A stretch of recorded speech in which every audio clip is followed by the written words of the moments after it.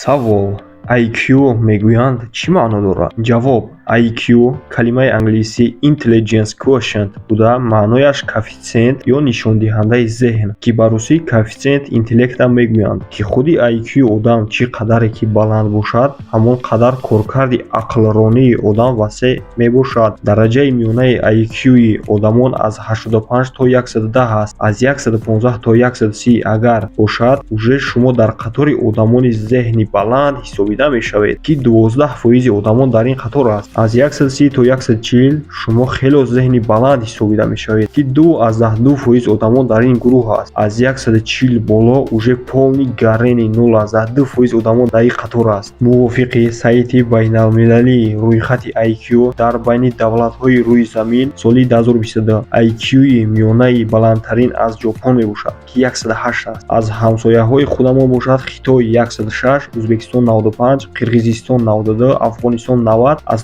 Тоҷикистони худамон бошад 93, аз Русияи Федератсионӣ бошад 99. Шумо метавонед чез интернет дар омада IQ-и худро санҷед. Агар IQ-и шумо паст бошад, шумо метавонед бо илмҷӯию коркарди ҳар намуд инкишофиёт дар худ зиёд намоед.